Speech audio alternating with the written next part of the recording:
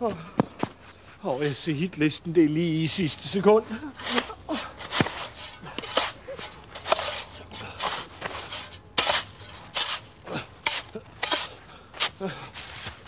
Der var det. Jeg nåede det.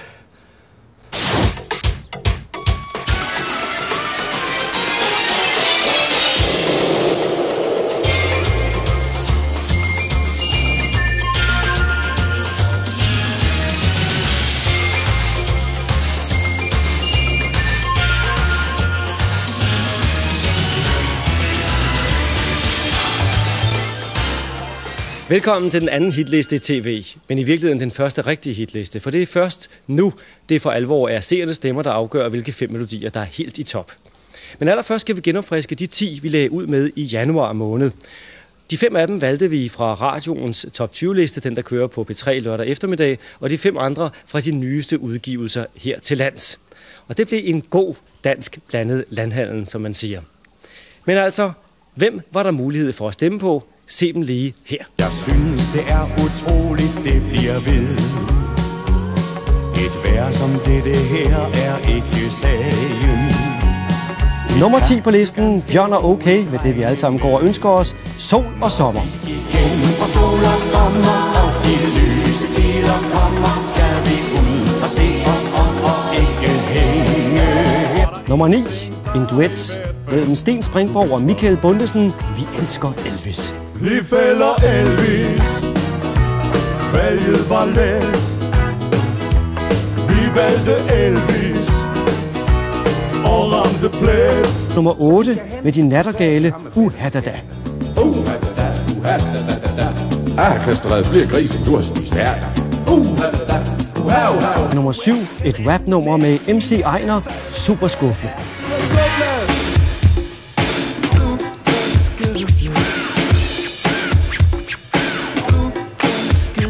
Nummer 6 var Jotlebjerg og Ib Grønbæk, og Peter lå i telt. Jeg vil lære dig at jodle på. Så skal jeg lære dig at synge, det kan du tro. Det hele er jo kun en spøj. Så lad os tage en pip på bak. 5'eren kom fra Fanø med Johnny Madsen, helt uden for sæsonen. Det er sommer, og uden for sæsonen, folk de danser. Det er sommer, og uden for sæsonen, og de smiler og smiler. Nummer 4, det var TV2. Alt, hvad hun ville, var at danse. Og nummer 3, det var Hanne Bol med Talk It Out. I get this feeling when I'm with you, but then again, I'm no fool. Don't give me no pity, 'cause I don't need it. Honey, let's talk it out. 2'eren på den første hitliste, Dodo and the Dodos, En sømand af verden.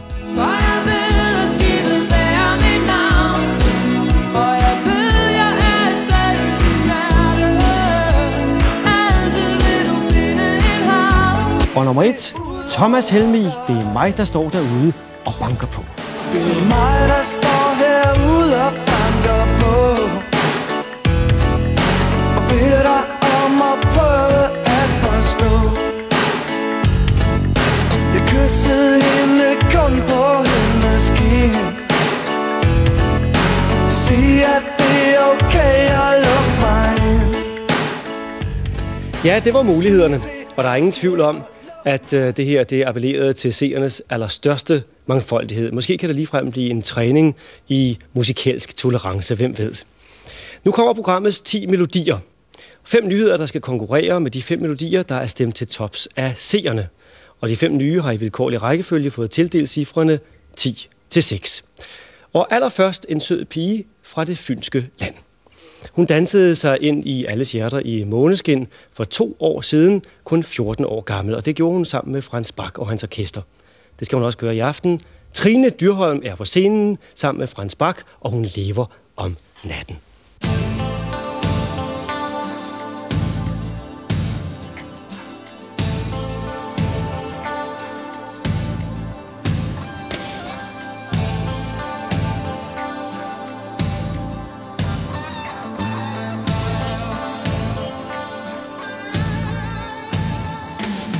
Vi er inde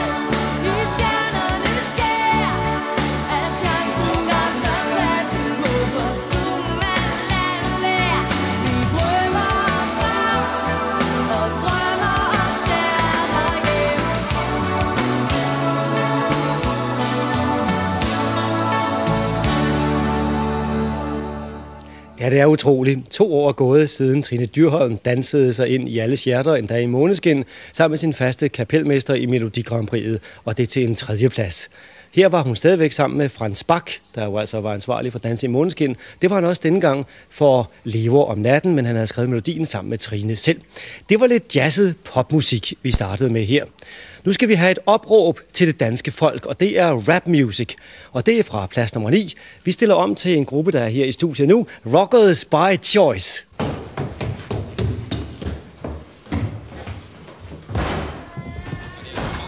Hvad fanden, der er ikke hilserknægt?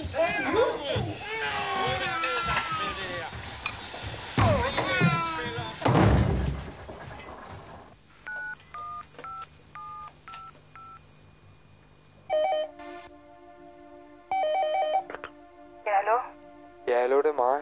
Jeg vil bare spørge, om vi ikke snart kunne ses igen. Jeg er ret ked af, hvis du tog det på det.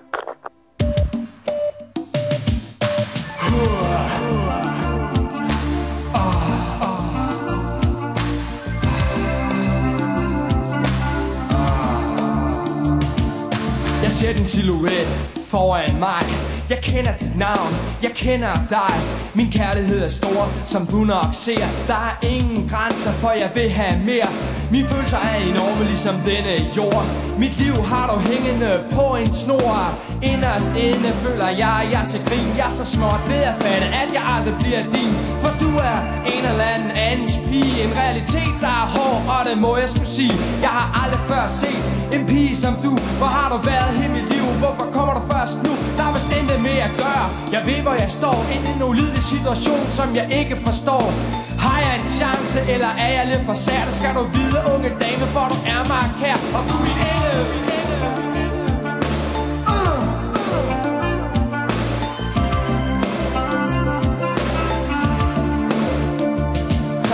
Første gang vi mødtes var til en af disse fester hos en ven fra skolen og en helvedes masse gæster. Du skinnede som en perle, forgyldt med guld. Drak en shoes her og der, og der blev vist lidt fuld. Jeg tænkte her min chance til at få den kvinde, så nu skulle det ske. Nu var tiden inde. Mit mål var stort, og mit håb var lille. Jeg gik hen på dansegulvet, hvor alle var vilde. Prikkede hende på skulderen, spurgte, skal vi rykke? Hendes øjne lyste op, og det blev min lykke. Så vi jammede hele natten, og jeg tænkte med et smil. Nej, hvor er det fedt, nu er hun endelig min. Og du er min engel, min engel, min engel. Og tiden fløj, livet var som en dans. Blind af kærlighed og virkelighedssans. Vennerne borte, lige så stille gled væk. Til en dag chokket ramte mig hårdt med et smæk. Hun sagde det lige ud, ingen øl men det var slut, hun vil aldrig mere se mig igen. Så nu står jeg her, mine tanker er grå. Jeg mindes de tider, hvor himlen var blå. Og dagene føles tomme, natten er lang. Sidder her med de brev, læser gang på gang. I brevet der stod, du var for evigt markær. Der er en tår på min kind, jeg kan ikke lade være. Jeg havde brug for dig, det kan jeg ikke nægte. Men du venter bare ryggen, sagde ingen er perfekte. Mine tanker er hos dig og vores fede romance. Hvad fanden skal jeg gøre? Har jeg spildt min chance? Min engel.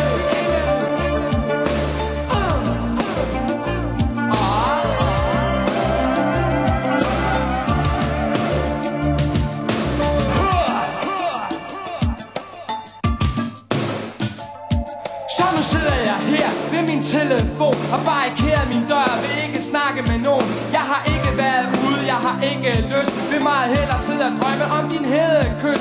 Hør du efter hvad jeg siger, når disse ord lyder.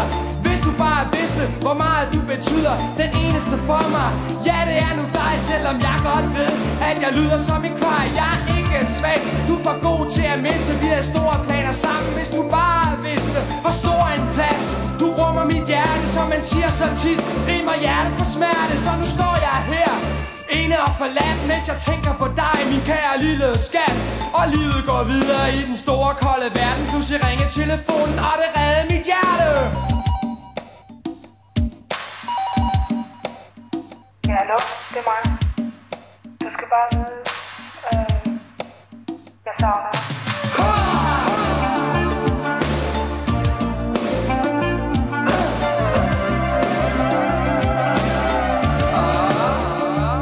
Og du er min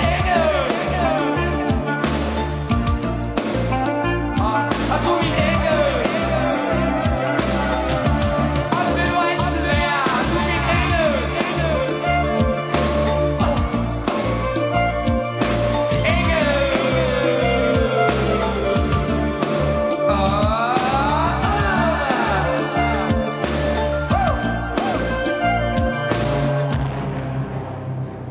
Ja, det var en meget flot nummer 9 på listen, som altså aspirerer ligesom de andre til at blive valgt ind blandt de 5 øverste næste gang.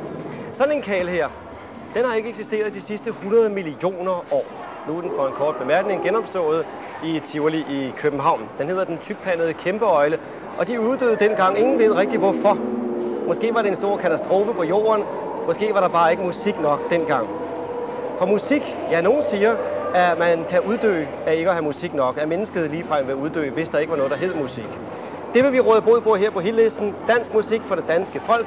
Og nu kommer der noget rigtig dansk og maritimt, nemlig Skipper og Company på plads nummer 8. Stormen er nu over, det regner ikke mere, og solen maler farver på himlen, som vi ser. Og det må være slut nu, de triste grå humør. Jeg tror igen på lykken, som jeg gjorde før. Nu gynger jeg i regnbuen igen, forelsket som jeg er i dig, min ven. Du skænkede mig dit hjerte, så nu har jeg fundet hjem. Nu gynger jeg i regnbuen igen. Jeg leder ikke efter gods og guld, for kærligheden giver mig favnen fuld. Jeg hører fugle synge på en solrig blomstereng. Nu gynger jeg i regnbuen. Nu gynger jeg i regnbuen. Nu gynger jeg i regnbuen igen. Savnet vil fortælle, hvor regnbuen går ned. Her vil du finde rigdom, så bare ud og led. Og mens den halve verden, den leder som besat, så har jeg fundet lykken, jeg har jo dig, min skat. Nu gynger jeg i regnbuen igen, forelsket som jeg er i dig, min ven. Du skænkede mig dit hjerte, så nu har jeg fundet hjem. Nu gynger jeg i regnbuen igen. Jeg leder ikke efter gods og guld, for kærligheden giver mig favnen fuld. Jeg hører fugle synge på en solrig blomstereng. Nu gynger jeg i regnbuen. Nu gynger jeg i regnbuen. Nu gynger jeg i regnbuen igen. Nu gynger jeg i regnbuen igen, forelsket som jeg er i dig, min ven. Du skænkede mig dit hjerte, så nu har jeg fundet hjem. Nu gynger jeg i regnbuen igen. Jeg leder ikke efter gods og guld, for kærligheden giver mig favnen fuld. Jeg hører fugle synge på en solrig blomstereng. Nu gynger jeg i regnbuen. Nu gynger jeg i regnbuen. Nu gynger jeg i regnbuen igen. Der er ingen grund til at tro, at Skipper og hans company holder op med at gynge rundt på de danske landeveje, uanset om der er regnbuer eller ej. Her havde Skipper med company, kor og danser og hele muligheden taget turen til studiet i TV-byen. Hvorfor hedder de egentlig Skipper og Company? Ja, det er så lang en søforklaring, så den skal jeg komme med en anden god gang. Men her fik vi altså deres regnbuer præsenteret fra plads nummer 8. Der er 2 ting, mange sidder og venter på. Hvilke melodier blev de 3 øverste? Man kan jo vinde noget, hvis man har tippet rigtigt. Og hvilke blev de 5 øverste? Hvilke 5 melodier blev stemt ind blandt de 10, vi præsenterede sidste gang? Alt det vender vi tilbage til senere i udsendelsen. Her drejer det sig altså om de 5 nye, der har en chance for at markere sig i næste måned. Og vi skifter stil igen. Fra Skipper og Company til nyrock med Naiv.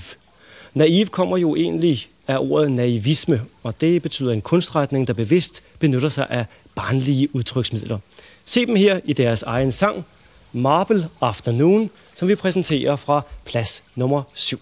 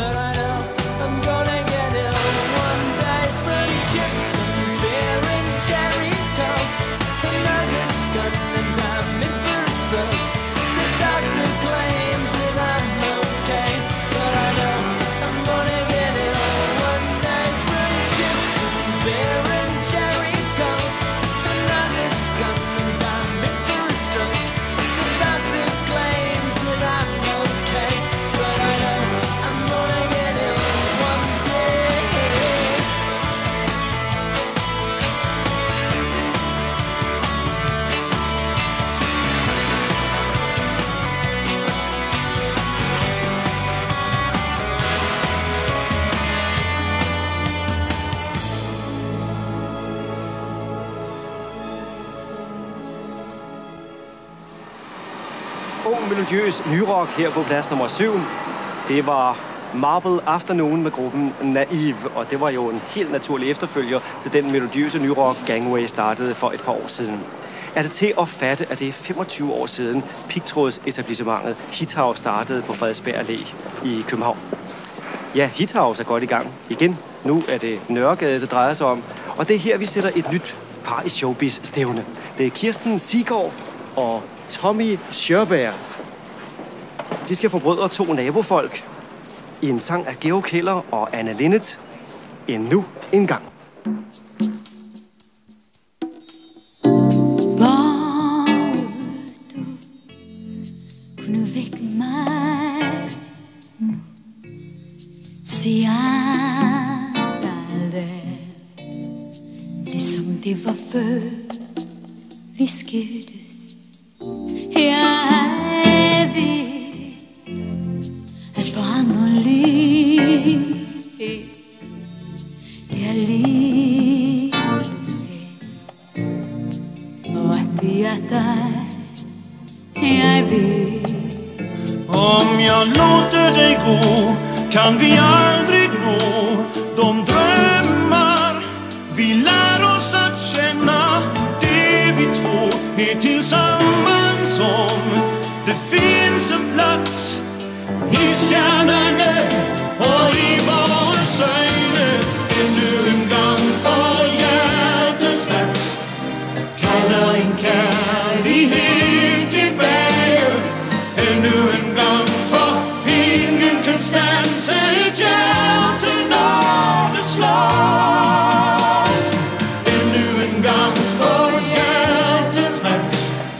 Kalla en kärlighet tillbaka. Ännu en gång får drömmarna när. Kærlighed. Har jag sagt det för? Det är du som gör min värld till något särskilt. Livet selv kan slå alting ihjel, hvis vi ikke formår at passe på det.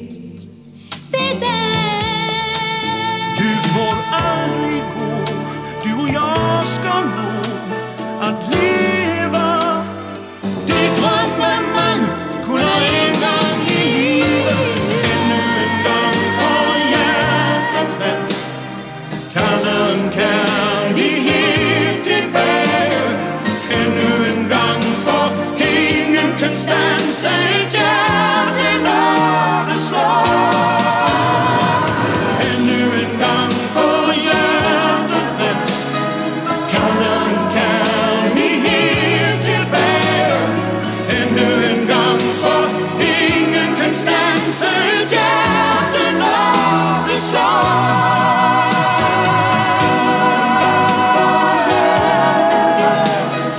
Kalla en kärlighet tillbaka. Ännu en gång får drömmarna när. Kærlighed, der var vi. Som stannar kvar.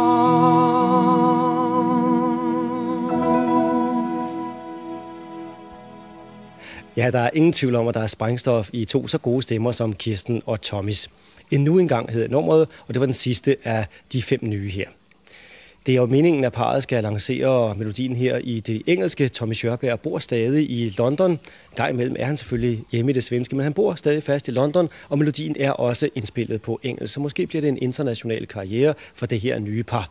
Det var mest på dansk. Der var et par enkelte linjer, sololinjer fra Tommy Körberg på svensk, men ellers var det stort set dansk. Tag dem nu godt med i overvejelserne, for det her, det var de 5 nye melodier. Og det kunne da være meget skægt, hvis vi fik et par nye på selve listen næste gang. Det var i hvert fald melodierne fra 10 til 6. Nu skal vi til det spændende.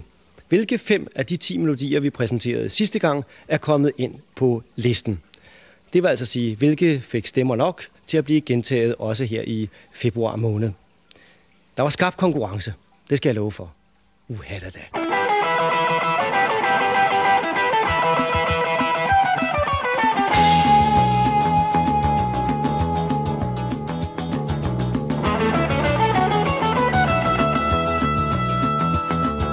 Der blæste en uheldig vind den dag ude fra vest.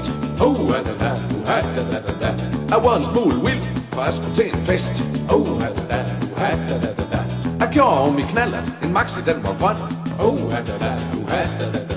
Min bog var fuld af penge, jeg havde nemlig lige fået løn. Jeg havde en burs med øl og støje. Jeg er som jeg holdt væk, der var mand, de var dyre. Jeg holdt mig ned og købe en deodorant og en kondom, hvis nu jeg skulle være heldig. Jeg havde købt det i et kiosk på en rutebilstation, og det tøgte jeg egentlig selv, det var så vældig.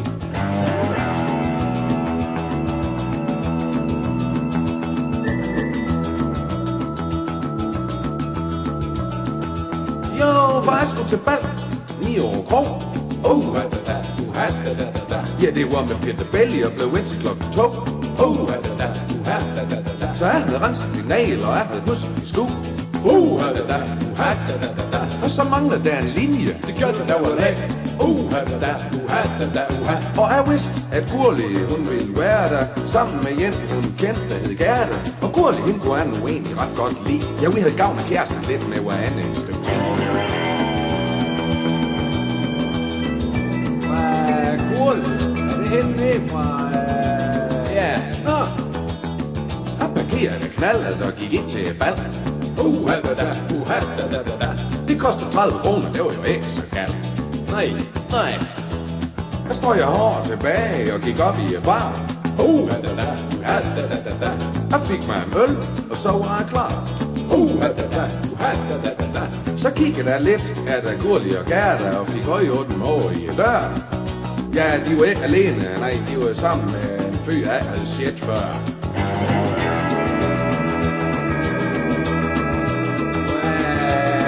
Gurli, er det henne over fra...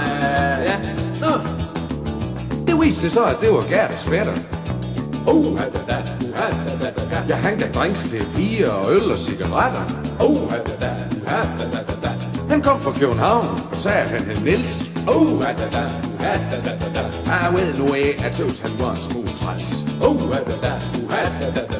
Han sad der og pralede med sin BMW og snakkede om sig selv og sit penge. Men Gurli, hun kunne lide ham, det kunne jeg se. Hun sad og kiggede over ham sådan rigtig længe.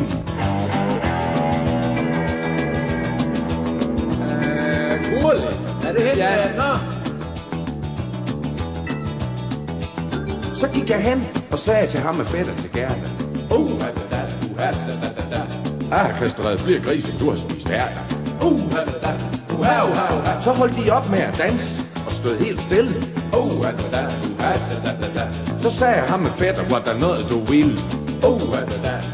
Ja, hvis nu til du kører nu, hvornår kan du så være tilbage i København? Så sagde han, når skal du lige passe lidt over nu? Ja, han kunne ikke engang huske min navn.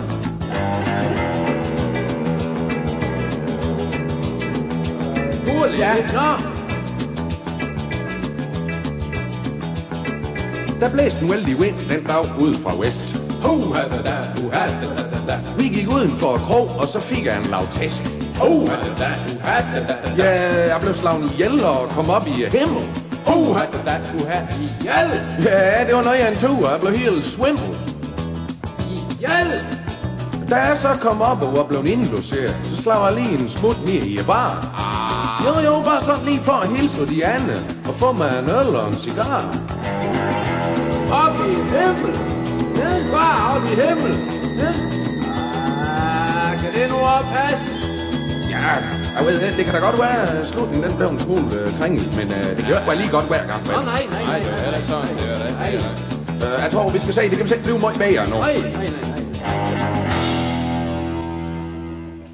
Ja, en gang imellem kommer der nye udtryk ind hos befolkningen. Der var for eksempel den med 2 kolde fra kassen, eller ja tak og ja tak. Og i dag altså uha da da. Der hvor godt folk kommer på gader, stræder og værtshuse, der hører man nu ustandselig uha da da. Ja, der for eksempel forleden dag, da jeg cyklede og kørte forbi 2 andre konverserende cyklister, hørte jeg de bevingede ord uha da da. Jeg tror faktisk, de nattergale er kommet for at blive. De har i hvert fald stået på der, hvor linje 3 steg af. Vi skal have mere ravjysk her i toppen, og dem, der er blevet stemt ind på listen. Men hvad er det egentlig, vores næste solist godt kan lide? Jeg kan bare lide at jodle og synge sange på tv.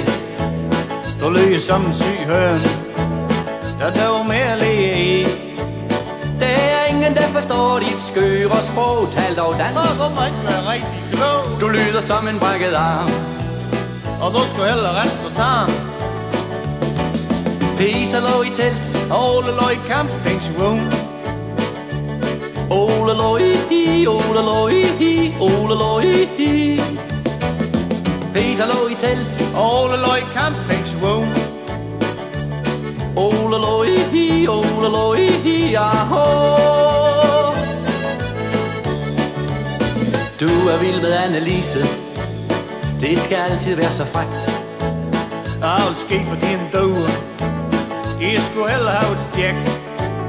Du er bare så misundelig på mig. Er det fordi, at jeg har flere fans end dig? Og vil du ikke tage et ski, så vil alle høves ned.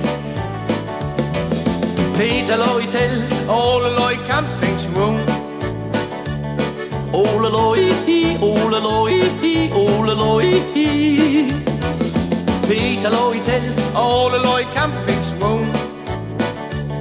Ole lå i, Ole lå i, aho.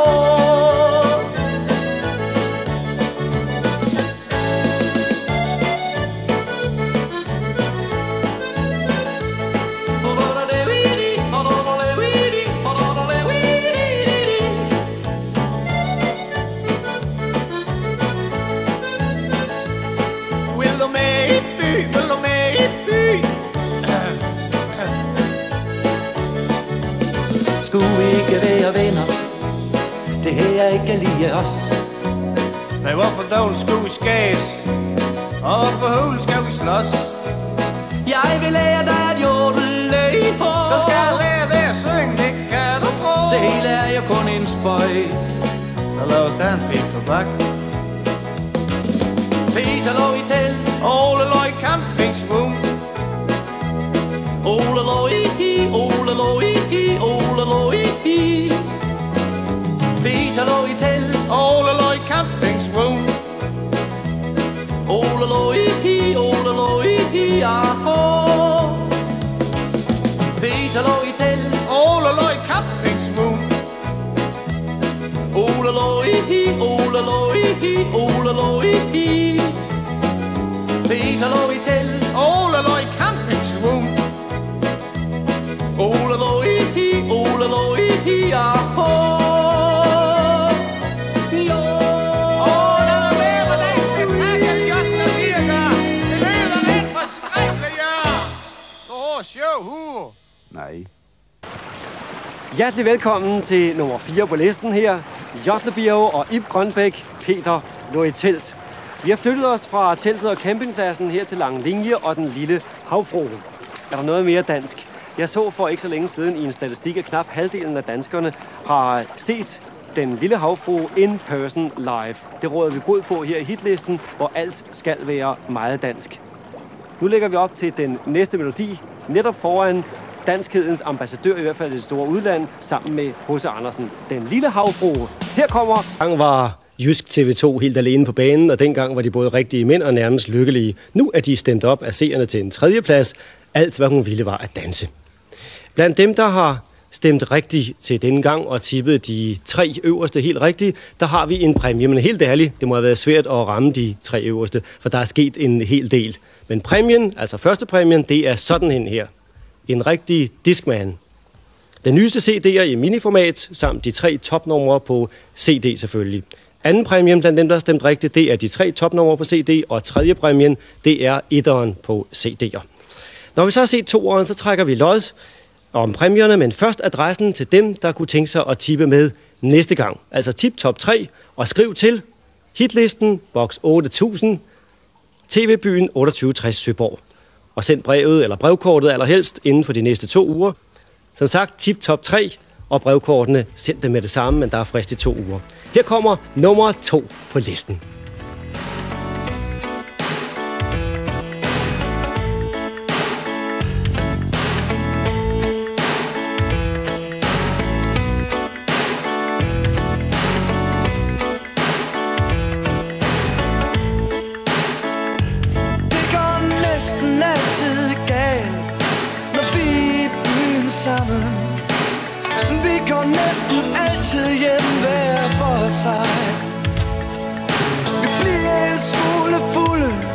Så sover vi hinanden, og sidst der gik det ud over dig. Det er mig, der står herude og banker på, og beder dig om at prøve at forstå. Jeg kyssede hende kun på hendes kind. Sig at det er okay at lukke mig ind. Og luk mig ind. Jeg kyssede hende kun på hendes kind.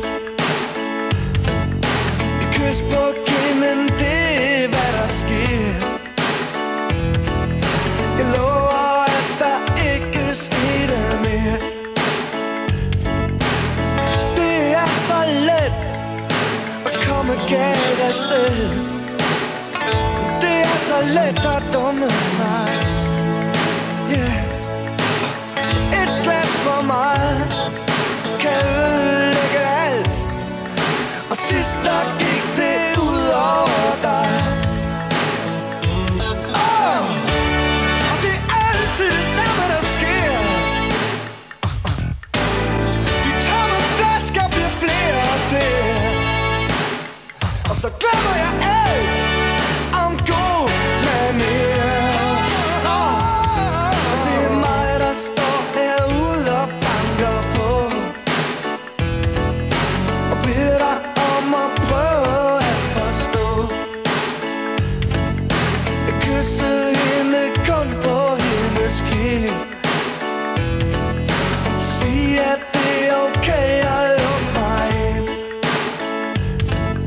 Sig at det er okay at lukke mig ind. Jeg kyssede hende kun på hendes kind. Et kys på kinden, det er hvad der sker. Hvad der sker.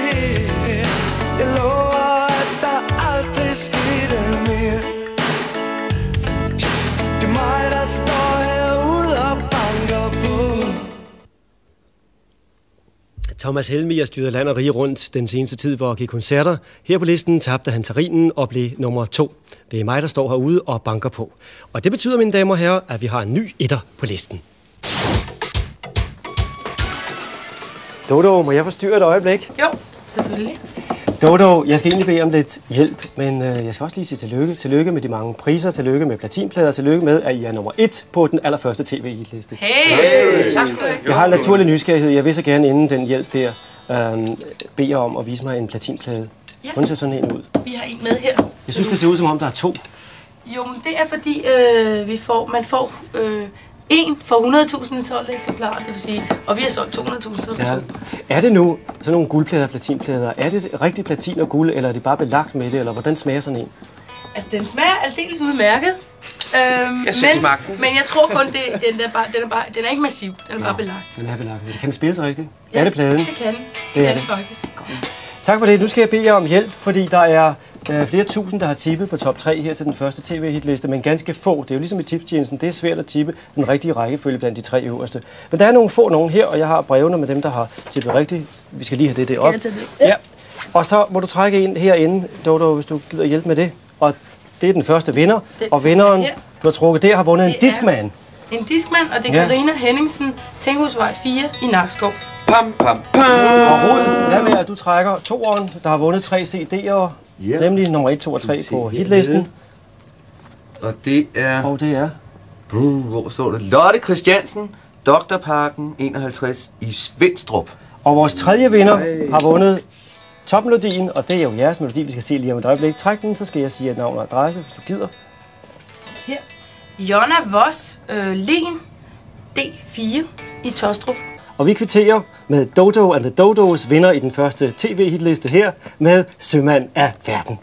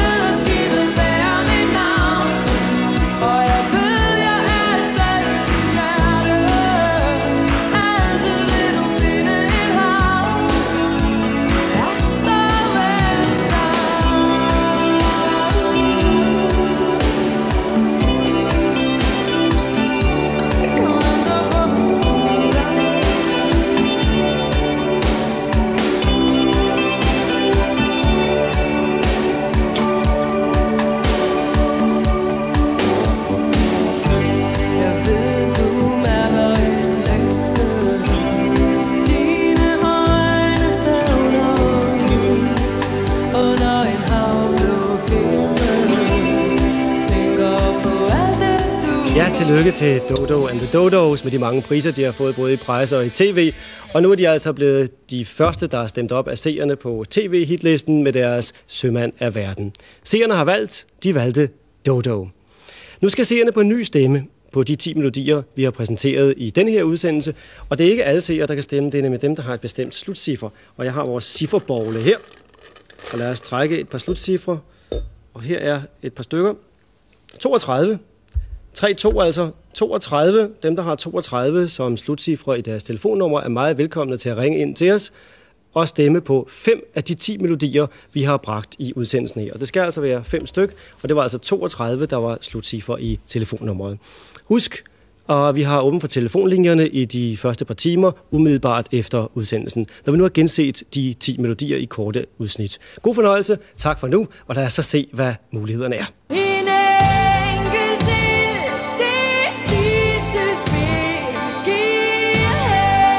Nummer 10 denne gang, Lever om natten med Trine Dyrholm.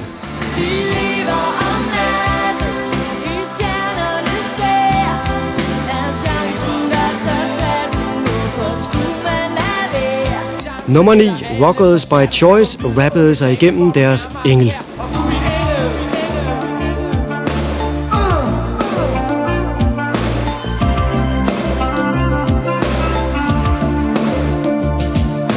Første gang vi mødtes var til en af disse fester hos en ven fra skolen. Skipper Company gyngede i regnbuen igen. Nummer 8. Nu gynger jeg i regnbuen forelsket som jeg er i dig, min ven. Du skænkede mig dit hjerte, så nu har jeg fundet hjem. Nu gynger jeg i regnbuen igen. Nummer 7. Naive med deres Marble Afternoon.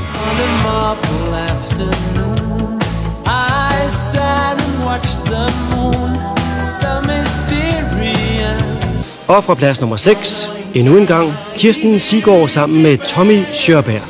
Endnu en gang, for ingen kan standse et hjerte, når det slår. De Nattergale blev stemt op som nummer 5 med Uhadada. Uhadada, uhadada, og så mangler der en linje. Det gør det, der var lag. Uhadada, uhadada, uhadada. Op til 4. pladsen gik Jotlebjerg og Ib Grønbæk. Peter lå i telt. Du er vild med Annelise. Det skal altid være så frækt. Alt ske for din døde. De skulle heller have et stjægt. Og top 3. 3'eren TV2. Alt hvad hun ville var at danse.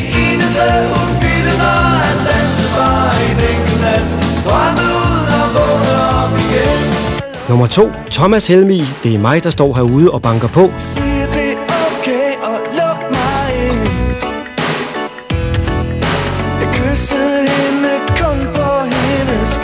Nummer 1 på hitlisten, Dodo and the Dodos, Sømand af verden.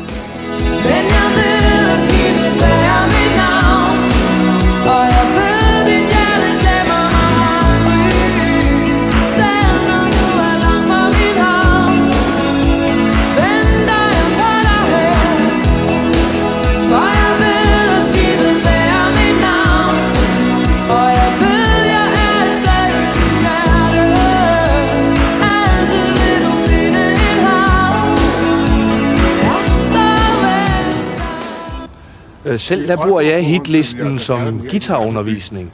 Så sidder jeg derhjemme og spiller sammen med alle de kendte. Min mor, hun er gået i gang med at spille bas efter hitlisten.